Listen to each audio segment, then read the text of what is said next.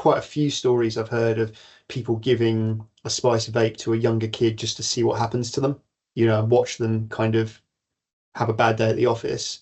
It's a kind of story we hear in prisons, actually, that kind of activity. So yeah, it's not great.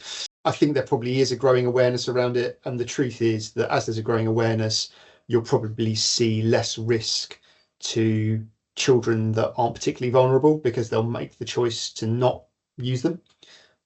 Whereas the kids that are really vulnerable don't always get a choice. If someone says, take this and smoke it, you might not really have a choice. And, if someone says, take this and deal it in school, you might not have a choice.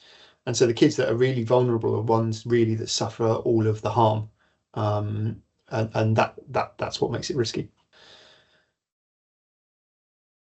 I think it's upsetting when, we never have personal information associated with the vapes, but I think it's quite upsetting when you kind of hear from your sources that, oh, well, that particular one was, a 13-year-old, or that one was given to them by someone much older than them, or that person was actually addicted to spice at 13 or 14.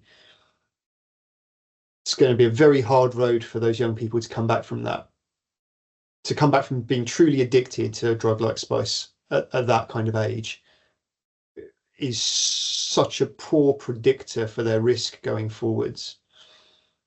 Because even if they kind of kick it, right, they'll always have that memory of how bad that withdrawal is. People who use heroin and use spice will say spice withdrawal is worse than heroin withdrawal. And so for a young person to go through that kind of experience, the next time they try a substance, they will just remember how terrible the withdrawal is and they'll never stop because I'm never going through that again. So their risk is so high. And I think more to that point of the kind of risk of coercion being so high as well, and the attendant abuse. If someone said, so one of these refillable vapes is like 20 quid, and maybe someone says to you, well, it's 10 quid for this liquid. These kids don't have 30 quid. They don't have 10 quid. And so the question is, how are they paying for it? I'm positive you'll have children who are being sexually assaulted over this. I'm positive you'll have kids who are being coerced into running county lines. And I think that's what we're talking about, that's the kind of quite sad stories associated with this. What do you think's happening to the kids that don't have that nice little middle class family where they rally round, hugging on the sofa? If you're incredibly vulnerable and you go home and your dad beats the shit out of you every day and someone says, here, try this, you'll like it, and it makes you feel dissociated, like you're not in your body, like these things aren't happening to you and the time just passes, that must be really attractive as a thing that happens.